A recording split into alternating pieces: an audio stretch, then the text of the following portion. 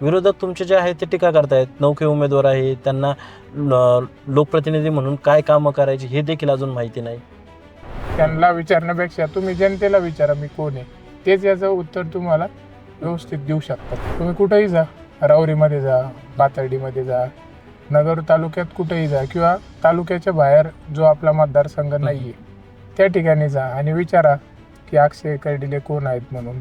राहुरीत येऊन त्यांची मनधरणी करावी लागली आणि त्यांनी माघार घेतल्यानंतर ही निवडणूक तुमच्यासाठी सोपी झाली असं म्हटलं जातं. की बिनविरोधसाठी एवढा अट्टहास का? बिनविरोध निवडणुकांपेक्षा तुम्ही जे काही सहानुभूतीच्या लाटेवरती निवडणूक लढवताय, कामाच्या जोरावरती निवडणूक लढवली पाहिजे.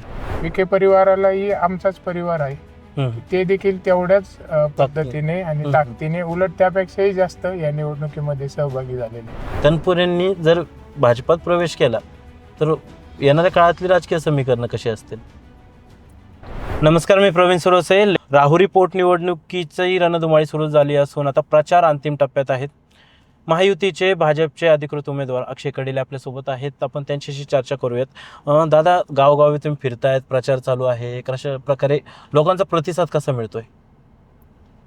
मी प्रत्येक गावोगावी ग्रामस्थांची भेट घेण्याकरता जातोय. अतिशय उत्स्फूर्त असा प्रतिसाद आहे, कारण की गेल्या ह्या 30 वर्षाच्या काळामध्ये साहेबांनी त्यांच्या राजकीय जीवनाची सुरुवात ही शून्यातून केली होती आणि आज या 6 महिन्यापासून जो परिवार साहेबांनी या 30 वर्षामध्ये कमावला आहे, घडवला आहे, तो परिवार आज माझ्यासोबत खंबीरपणे उभा आहे. प्रत्येक गावामध्ये फिरत असताना साहेबांच्या आठवणी भरपूर आहेत की प्रत्येकाशी एक नाळ साहेबांची जुडली गेलेली आणि प्रत्येक व्यक्ती मला भेटत असताना साहेबांबद्दलच्या आठवणी, त्यांचे अनुभव, त्यांनी केलेले कामं, त्यांचा असणारा रोजचा संपर्क, या सगळ्या गोष्टींची आठवण मला करून देतो, भावना व्यक्त करतो. म्हणून मला पूर्ण 100% विश्वास जनतेवरती आहे, कारण की ही जनता साहेबांनी कमावलेली जनता आहे आणि ही जनता 100% मला साथ देते आणि त्याच साथीच्या आधारावर मी भविष्याची माझी राजकीय जीवनाची वाटचाल करेन. दादा, आपण बघितलं दादा, ही पोटनिवडणूक ज्या अर्थी लागली वडिलांच्या निधनानंतर, असं कधी वाटलं होतं का राजकीय कारकीर्द अशा प्रकारे सुरू होईल तुमची? आजही मला या गोष्टीवरती विश्वास बसत नाही की मी उमेदवार म्हणून निवडणुकीला सामोरे जातोय, ते पोटनिवडणुकीला माझ्या वडिलांच्या जागेवरती. ही अतिशय दुःखाची गोष्ट आहे माझ्या आयुष्यामध्ये. मी माझं दुर्भाग्य समजतो किंवा परमेश्वराला माझी हीच प्रार्थना राहील की कोणत्याही मुलावर कधीच अशी वेळ यावा नाही. आज ज्या पद्धतीने माझ्या राजकीय जीवनाची सुरुवात होती आहे, मला कधी स्वप्नातही वाटलं नव्हतं किंवा अजूनही या गोष्टी खऱ्या वाटत नाही. पण आज आता हे सगळ्या गोष्टी मनामध्ये लागत आहेत. पण जबाबदारी फार मोठी आहे आणि जबाबदारीचा विचार करून मी आता साहेब ज्या पद्धतीने काम करायचे जनतेसाठी, आज माझ्या मनामध्ये एकच आहे की जनतेला कधी साहेबांची उणीव बाजू द्यायची नाही. या गोष्टीचा मी पूर्णपणे प्रयत्न करतो. खरं तर आता मोठं दुःख तुमच्यावरती होतं, मात्र वडिलांनी जो जनसेवेचा वसा घेऊन राजकारणाची सुरुवात केली, आज आता तो वारसा घेऊन तुम्हाला जायचं आहे. कोणती महत्त्वाची अशी आव्हानं वाटत आहे तुम्हाला की ही सर्व गोष्टी आता तुम्हाला जनतेची सेवा करावं लागणार आहे, जनतेमध्ये राहून त्यांचे प्रश्न मार्गी लावावं लागणार आहे, मात्र दुसरीकडं जबाबदाऱ्या देखील आहे, वडिलांच्या निधनानंतर एक छत्र हरपलेलं आहे? आपण ज्या सगळ्या गोष्टी मला सांगतायत, या सगळ्या गोष्टी माझ्यासाठी नव्या नाहीत, कारण की मी जन्मल्यापासून या सगळ्या गोष्टी पाहत आलो आहे. या सगळ्या सहवास मला लाभलेला आहे पहिल्यापासून.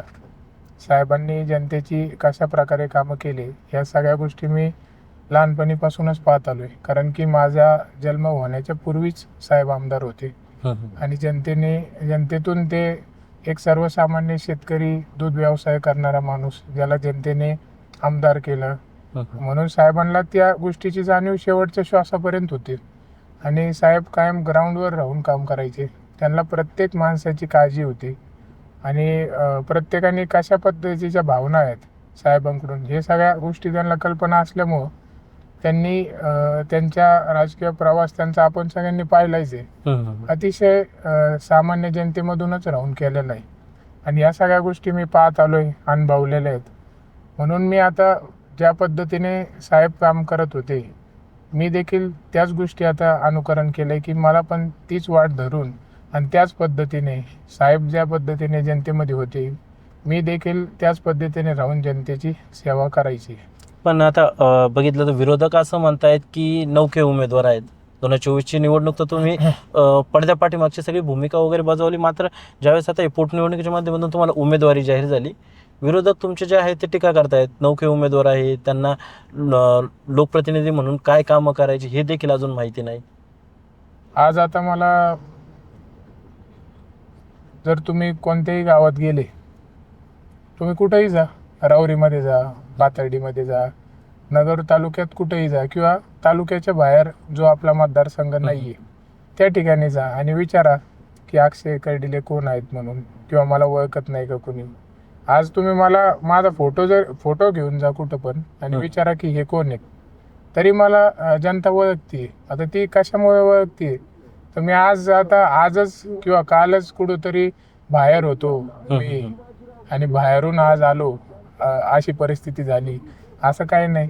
15 ते 20 वर्ष झालेत मी जनतेच्या सहवासात आहे, संपर्कात आहे. मी 10वी नंतर लगेच सुरुवात केली होती आणि ही सुरुवात म्हणजे छोट्या छोट्या कार्यक्रमांपासून सुरुवात केली. लोकांच्या सुखात दुःखात जाणं, साहेब ज्या ठिकाणी जाऊ शकले नाही तिथं मी जायचो. लोक मग मला प्रश्न सांगायचे. अनेक तरुणांचे कॉलेजचे कामं केले मी, ॲडमिशनचे काम केले, हॉस्पिटलचे काम करतोय. कुठं गाडी जरी धरली एखाद्या चौकामध्ये तरी मला फोन आज हक्काने येतोय आणि मी ते 15 ते 20 वर्षापासून मी त्यांचे प्रश्न सोडवते. म्हणजे असं नौका हे फक्त काही मोजके लोक म्हणत असतील, आता त्यांना बी माहिती आहे मी कधीपासून फिरतोय. पण आता ते असं बोलत असतील तर मला असं वाटतं हे याचं उत्तर मी देण्यापेक्षा किंवा जे तुम्हाला म्हणतायत त्यांना विचारण्यापेक्षा तुम्ही जनतेला विचारा मी कोण आहे, तेच याचं उत्तर तुम्हाला व्यवस्थित देऊ शकतात. पण आता विषय असा होता की प्राजक्त तनपुरेंबाबत येऊ आपण. प्राजक्त तनपुरे निवडणुकीच्या रिंगणात होते, त्यांची इच्छा होती की निवडणूक लढवण्याची, मात्र भाजपच्या वरिष्ठांना थेट राहुरीत येऊन त्यांची मनधरणी करावी लागली आणि त्यांनी माघार घेतल्यानंतर ही निवडणूक तुमच्यासाठी सोपी झाली असं म्हटलं जाते. आता त्यांची निवडणुकीमध्ये उभा राहण्याची इच्छा होती ती त्यांनी व्यक्त केली, बरोबर.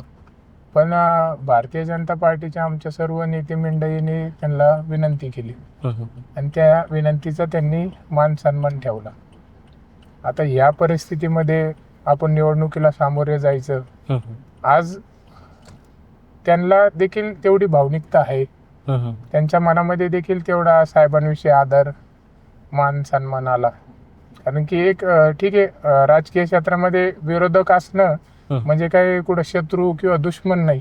म्हणजे एक तो राजकीय क्षेत्रामध्ये समजा आता 2 जणांना काम करायचं असलं एका जागेसाठी तर 2 जण उभा राहतात, बरोबर. आणि मग कोण जिंकतं कोण हारतं म्हणजे लगेच ते दुश्मन झाले किंवा शत्रू झाले एकमेकाचे असे नाही. आता त्यांना देखील तेवढी भावना साहेबांच्या प्रती आली, कारण की ही घटना साहेबांची घडण्याच्या नंतर ते देखील घटना घडल्याबरोबर घरी आले होते, बरोबर. त्यानंतर 5-6 दिवसानंतर देखील ते पुन्हा एकदा मला भेटण्यासाठी आले होते. म्हणजे असं की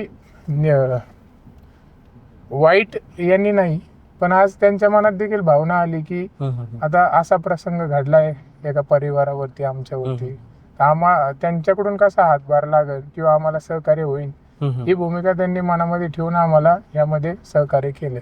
पण आता भाजप त्यांनी जर प्राजक्त तनपुरे भाजपात आले तर स्वागतच आहे, रवींद्र चव्हाण म्हटले, त्यानंतर तुम्ही देखील म्हटले की त्यांचं आम्ही स्वागतच करू भाजपमध्ये आले तर. पण उद्या मग हे राजकीय गणित कसे जुळून येतील? जर तनपुरेंनी जर भाजपात प्रवेश केला तर येणाऱ्या काळातली राजकीय समीकरणं कशी असतील? आता भारतीय जनता पार्टीमध्ये ते आले तर आता मी भारतीय जनता पार्टी म्हणून आज उमेदवार म्हणून निवडणुकीला सामोरे जातोय. उद्या जनतेच्या आशीर्वादाने मी निवडून आल्याच्या नंतर भारतीय जनता पार्टी आणि महायुतीचं काम आपल्या मतदारसंघामध्ये सर्वसामान्य जनतेचं काम करण्यासाठी सुरुवात करेल. आणि ते भारतीय जनता पार्टीमध्ये आले तर त्यांना जो मानणारा वर्ग आहे, त्यांचे जे समजा कार्यकर्ते आहेत, त्यांना देखील आल्याच्या नंतर काम करण्यामध्ये सोपं जाईल. असं काही नाही की विरोध असला तरच काम होऊ शकतो. नाही, पण आता पुढच्या टर्मला जर आपण 2029चा विचार केला तर ते पण पुन्हा एकदा निवडणूक लढवण्याच्या तयारीत असतील, तर मग त्यावेळेस हे गणित कसं जुळून यायचं? आता आजची परिस्थिती आपण आज पाहिलं पाहिजे. आपण डायरेक्ट 2029 पर्यंत पोहोचलोय. आपल्याला माहिती आहे की रोज बरोबर आहे. इथंच नाही, महाराष्ट्रात नाही, भारत हम्म. देशामध्ये रोज अनेक वेगळ्या वेगळ्या गोष्टी घडतायत.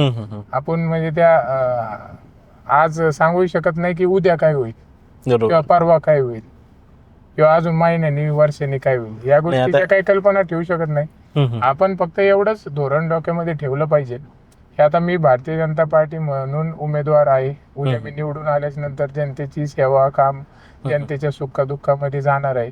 त्यांचं पूर्णपणे माझ्यावर जी जबाबदारी टाकली आहे जनतेने, ती मी पूर्ण चांगल्या पद्धतीने पार पाडणार आहे. आणि आता ते जर उद्या तुम्ही म्हणतात भारतीय जनता पार्टीमध्ये आले तर निश्चित मी तर त्यांचं स्वागत करतो की आज मी काम करतोय, ते माझ्या उद्या सोबत आले. काम करण्याला अजून चांगल्या पद्धतीने आम्ही गती देऊ शकतो, तालुक्याचा मतदारसंघाचा विकास करू शकतो. आणि सत्तेत आल्याच्या नंतर जे कामं त्यांचे काही समजा अडलेले असतील तर ते देखील आता सत्ता असल्याच्या नंतर कामं मार्गी लागतील, त्यांनाही माहिती आहे. ते पण ते त्यांच्या कार्यकर्त्यांचे, त्यांना जो मानणारा वर्ग आहे त्यांचे ते कामं करू शकतात. असं विरुद्ध राहिलं तरच काहीतरी होतं, असं नाही. एकत्र राहून पण आपण चांगल्या पद्धतीने विकास कामे करू शकतो. तुमचे प्रतिस्पर्धी उमेदवार आहे गोविंद मोकाटे, तर त्यांनी असं म्हटलं की वर्षभरात राहुरी मतदारसंघामध्ये कोणतंही काम झाले नाही आणि आता ही पोटनिवडणूक लागलेली तर जनता त्यांच्या बाजूने राहील. आम्ही कामं केलेली आहे, सत्तेत असो नसो, तर नक्की आम्हाला यश मिळेल निवडणुकीमध्ये. तर कसं पाहता त्या विरोधकांच्या या टीका टिप्पणीवरती? आता ही निवडणूक म्हणजे मी निवडणूक म्हणून पाहतच नाही. ही गेल्या 30-35 वर्षापासून साहेबांची जी भावना प्रत्येकाशी जुडली गेली ती व्यक्त होती या माध्यमातून.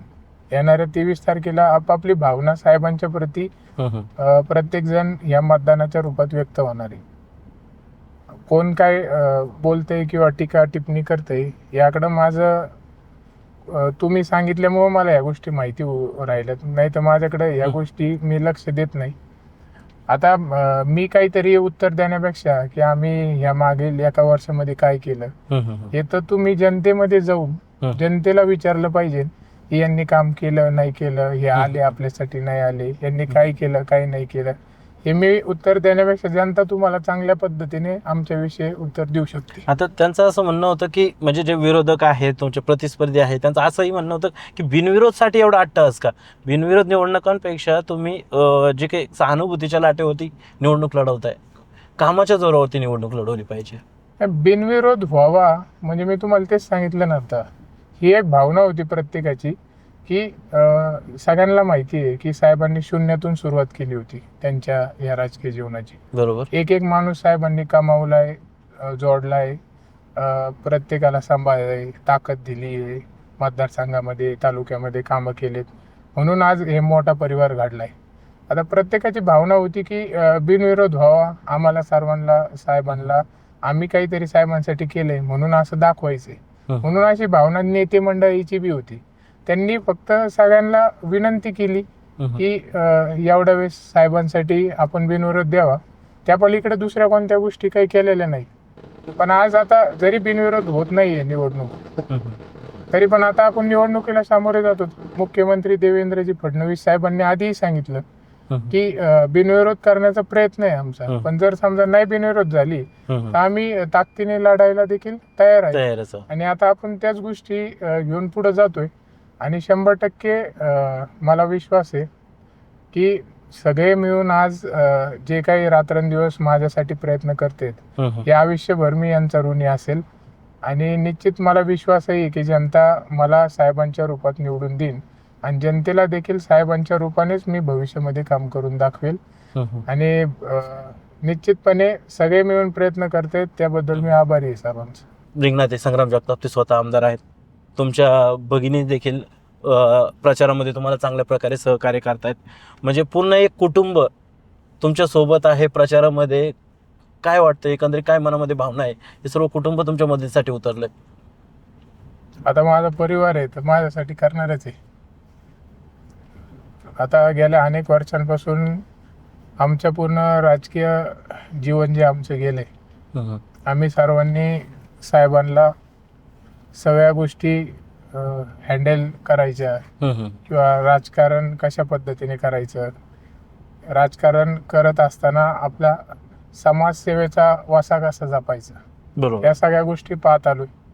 आणि इथून मागील काळामध्ये पूर्णपणे साहेब सगळ्या गोष्टी जबाबदारी स्वतःवर घेऊन सगळ्या गोष्टी पार पाडायचे.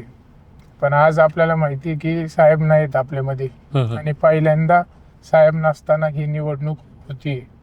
म्हणून आज साहेब ज्या गोष्टी जे काम करायचे, आज प्रत्येक कुटुंबातला माझा सदस्य, माझे नातेवाईक, पाहुणे, माझ्या कुटुंबातले सदस्य, सगळा माझा मित्रपरिवार, साहेबांचा मित्रपरिवार, साहेबांसोबत 30 वर्षामध्ये जुळलेला प्रत्येक एक माणूस, सर्व नेते मंडळी, हे सगळे आज साहेब नसल्यामुळं साहेब जी जबाबदारीने करायची, आज प्रत्येकाने आपापल्या पद्धतीने आपापली जबाबदारी उचलून या निवडणुकीमध्ये आपलं योगदान असावा असा प्रयत्न करतोय.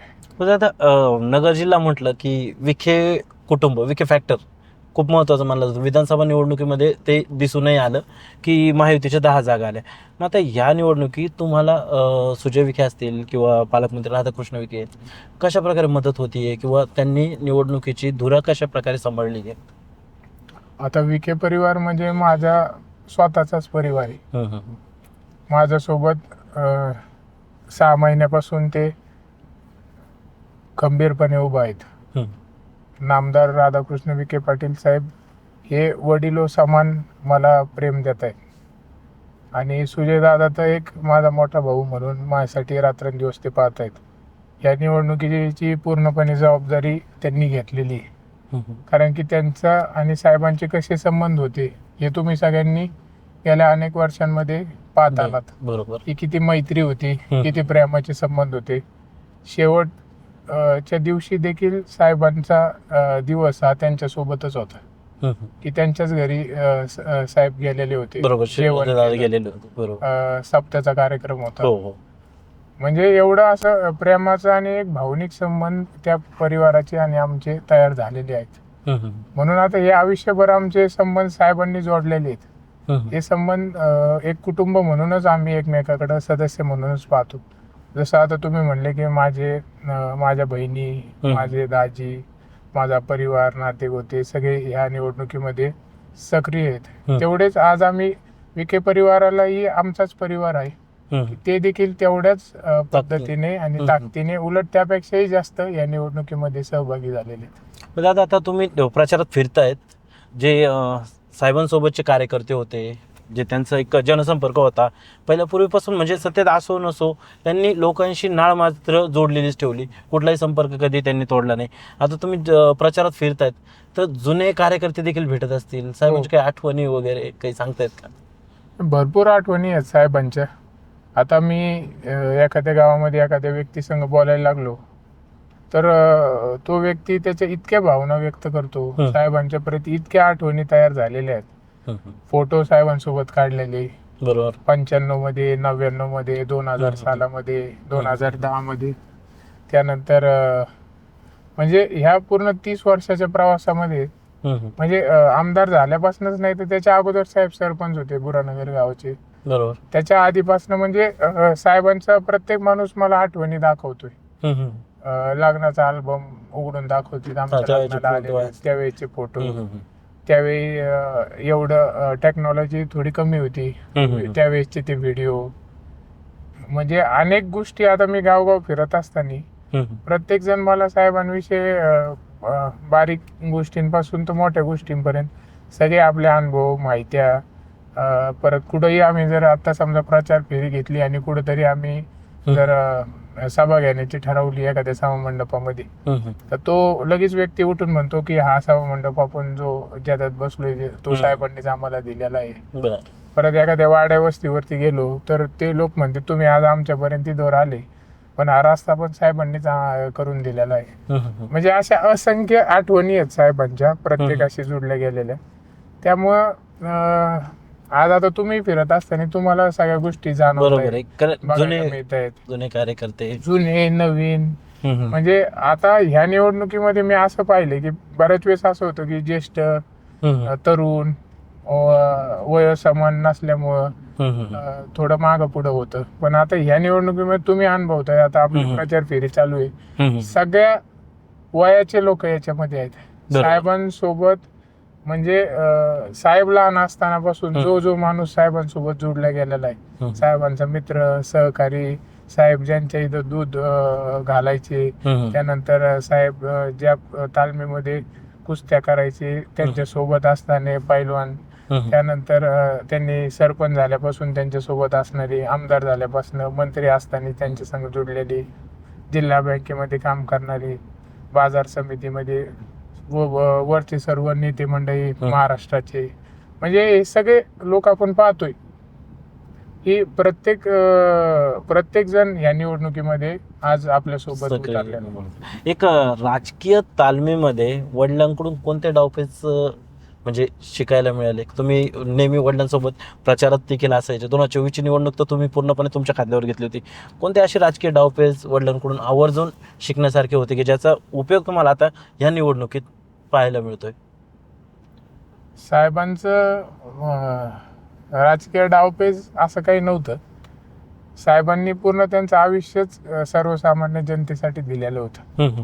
त्यामुळं जनतेने त्यांना गेल्या अनेक काळापासून म्हणजे नाही आमदार म्हणून किंवा नेता म्हणून किंवा आमच्या कुटुंबातला सदस्य म्हणून स्वीकारलेलं होतं.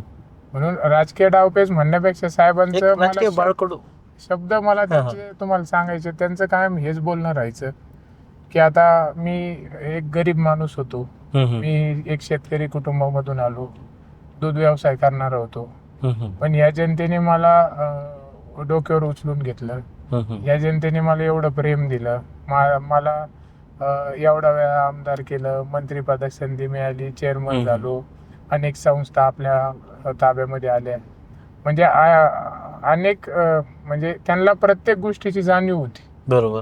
म्हणजे एक एक माणूस जो त्यांच्यासाठी काम करतोय, फिरतोय ह्या प्रवासामध्ये, ज्यांनी साहेबांसाठी जे केलं, या प्रत्येक गोष्टीची जाणीव असल्यामुळं त्यांचं मला सांगणं कायम राहायचं की ह्या जनतेने आपल्याला एवढं प्रेम दिलंय, भविष्यामध्ये आपल्याला काही मिळू नाही मिळू, कुठलं पद मिळू नाही मिळू किंवा आपलं राजकारण होऊ नाही होऊ किंवा काही होऊ, जे काही होईल ते, पण ह्या जनतेला मात्र आपल्याला कधीच सोडायचं नाही शेवटच्या श्वासापर्यंत. आणि ह्या जनतेची आपण सेवाच करत राहायची आहे. कुणी येऊ, काम घेऊन आल्याच्या नंतर आपल्याला त्याला मान सन्मान द्यायचा, त्याचा पूर्ण प्रयत्न आपण करायचा काम करण्याचा. कोणत्या गोष्टीची एखाद्याने आपल्याकडे इच्छा व्यक्त केली किंवा मागणी केली तर त्या 100% पूर्ण करायच्या. सुखादुःखामध्ये वेळेवर पोहोचायचं. कोणाचाही कार्यक्रम राहू, सुखाचा असो दुःखाचा असो, आपण त्याच्यासोबत कुटुंबातल्या सदस्यासारखे उभा राहायचे. म्हणून त्यांचं कायम हेच सांगणं होतं की उठल्यापासून तर झोपेपर्यंत जनतेमध्येच राहायचं, त्यांची सेवा करायची आणि त्यांच्यासाठीच काम करायचं. आणि त्यांनी शेवटच्या श्वासापर्यंत मी पाहिलंय की दुसरं काहीच नाही, हेच केलं. आणि आता माझ्याही मनात हेच मी अनुकरण केलंय की साहेबांनी जे केलं हेच पुढं घेऊन जाता मी देखील माझ्या शेवटच्या श्वासापर्यंत जनतेची सेवा करणार. मग आता 2024ची निवडणूक बघितली आपण की हिंदुत्वाचा मुद्दा खूप जोरात होता आणि तुमचा मतदारसंघ बघितला, राहुरी मतदारसंघामध्ये पण काही अनुचित प्रकार घडले गेले, लव जिहाद प्रकरण असेल, काही धार्मिक तेढ निर्माण होणाऱ्या गोष्टी असतील. मग या निवडणुकीमध्ये आता पोटनिवडणूक आहे, खऱ्या अर्थाने एक सहानुभूतीची लाट पण आहे, पण हा मुद्दा हिंदुत्वाचा मुद्दा हा तेवढा प्रभावी ठरणार का? कारण जे विरोधक आहे तुमचे, तर विरोधक सातत्याने म्हणतात की हिंदू मुस्लिम करून निवडणुका जिंकता येणार नाही, तो काळ वेगळा होता, आताची परिस्थिती बदललेली आहे. आता याच्यामध्ये हिंदू आपण आहोत, हिंदुत्व आपल्यासाठी सर्वात महत्वाचं आहे. मी आपल्याला निवडणुकीच्या पूर्वीही सांगितलं होतं 2024च्या, आणि निवडणुकीच्या नंतरही सांगितलं की आपण जो शेवटचा श्वास घेऊ हा हिंदुत्वासाठीच घेऊ. म्हणजे हिंदू धर्माला जिथं जिथं अडचणी, जिथं जिथं अन्याय होईल त्यामध्ये आम्ही पूर्णपणे सगळं एका बाजूला ठेवू, राजकारण हे दुसऱ्या सगळ्या काही गोष्टी असतील सगळं बाजूला ठेवायचं, पण धर्मासाठी आपण सर्वांनी एकत्र यायचं. आणि मग तेच आता पुढं घेऊन जाता धर्मासाठी साहेबांनी काम केलेलं आहे. हिंदुत्वाची सुरुवात साहेबांनी केलेली. त्यामुळं आता मी जबाबदारीने हिंदू धर्माचं काम हे पुढं घेऊन जात जिथे जिथे अन्याय होतोय, जिथे जिथे अशा चुकीच्या गोष्टी घडतायत, ह्या गोष्टी 100% थांबवल्या गेल्या पाहिजे. याच्यावरती आवाज उचललाच पाहिजे. आणि आपला धर्म हा कायम सुरक्षित ठेवावा ही माझी जबाबदारी आहे. आपल्या मुली आहेत, आपले मुलं आहेत, आपले म्हणजे समाजाचा कुठलाही घटक असो हा पूर्णपणे सुरक्षित राहिला पाहिजे, यासाठी आम्ही काम करतोय. आणि आता उद्या राजकारणाचं काही होऊ नाही होऊ, राजकारण येते, पण आम्ही हिंदू धर्मासाठी शेवटच्या श्वासापर्यंत काम करत राहणार. मग दादा एक परत आपण राजकारणातल्या मुद्द्याकडे येऊ. व जर यदा कदाचित असं की तनपुरेंनी माघार घेतली नसती आणि तनपुरे निवडणुकीच्या रिंगणात असते, तर तुमच्यासाठी काय महत्त्वाचं आव्हान राहिलं असतं? कारण ते माजी राज्यमंत्री राहिलेले, शहरासह मतदारसंघावर एक त्यांची चांगली पकड होती. आता जी गोष्ट आज नाही त्या गोष्टीवर आपण पण 2029ला जर 2029ला अशी परिस्थिती आली गेली तर गोष्टी होतच नसतात. पण आता त्यांनी काही आश्वासनावरती जी रियालिटी आहे ती रियालिटी पाहून आपण पुढे चाललो पाहिजे, रियालिटीवर बोललो पाहिजे. पण आता भाजपच्या वरिष्ठांना तनपुरेंना माघार घेण्यासाठी खूप एक कष्ट करावं लागले किंवा कष्ट कुठलेही नाही. किंवा तुम्ही मागाशी काही म्हणले 8 तास भरपूर होता बिनविरोध करण्यासाठी, असा कुठला 8 तासही नव्हता. त्यांनी फक्त साहेबांच्या प्रेमापोटी विनंती त्यांना केली आणि त्यांच्याही मतदारसंघासाठी अनेक मागण्या होत्या. त्यांनाही आता हे पद कशासाठी मिळवायचं होतं, तर जनतेचे प्रश्न सोडवण्यासाठी त्यांचे काम त्यांना करायचे होते. आणि आता त्यांनी पदापेक्षा जनतेचे काम होत आहेत या गोष्टीला महत्त्व दिला. आणि त्यामुळं खरं म्हणजे त्यांनी निवडणूक न लढवणं हे भावनिकतेने बी समजून घेतलं. आणि त्यांच्या ज्या निवडून आल्याच्या नंतर जे कामं त्यांना करायचे होते ते पण कामं होत आहेत. त्यामुळं खरं म्हणजे त्यांनी माघार घेतली. साहेबांचं पहिल्यापासून हेच होतं की तुला ज्या गोष्टीमध्ये आवड आहे तू त्या गोष्टी करू शकतो, तुला ज्या क्षेत्रामध्ये करिअर करायचंय त्या क्षेत्रामध्ये तू करिअर कर, त्यासाठी कष्ट कर. आणि जर तुला राजकारण करायचं असलं, मला ते म्हणायचे की स्वतःचं कर्तृत्व सिद्ध करायचं, मग राजकारण करायचं. आणि राजकारण करायचं असलं तर रक्ताचं पाणी करावं लागतं, ते मला म्हणायचे. आणि मी ते साहेब करत होते ते पाहिजोच. आणि निश्चित आज आता राजकीय क्षेत्रामध्ये मी उतरलोय, अशा परिस्थितीत उतरलोय.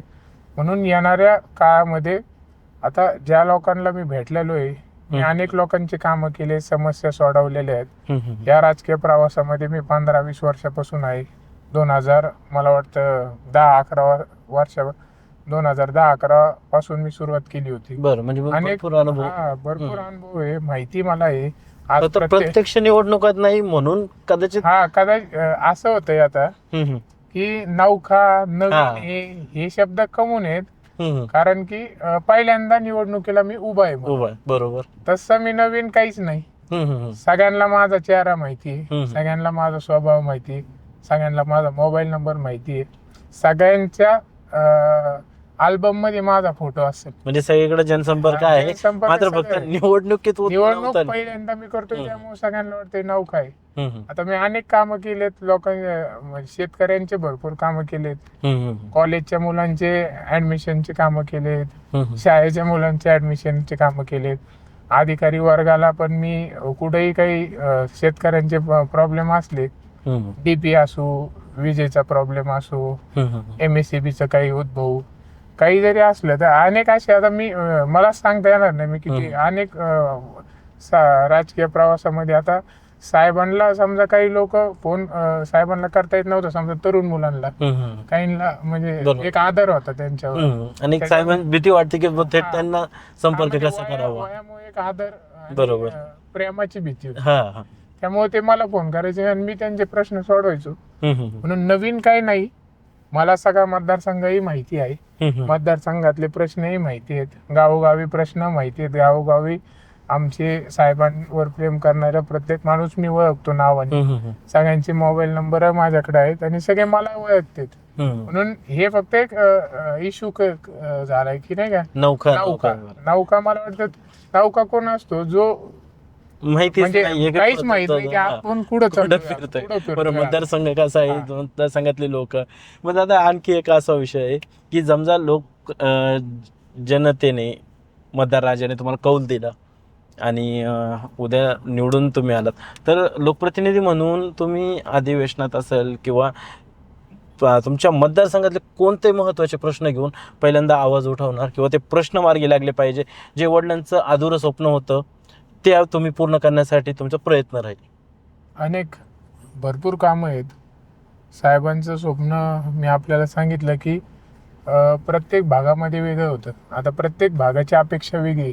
आज आपण आता इथं पाहतोय मांडवे गावामध्ये आलोय, इथल्या लोकांचे प्रश्न वेगळे आहेत, त्यांच्या अपेक्षा आणि मागण्या वेगळ्या आहेत. साहेबांचा जो आराखडा प्रत्येक गावगावी होता, म्हणजे ज्या ज्या गावात जी जी अडचणी, जे जे प्रश्न आहेत ते मार्गी लावायचे होते.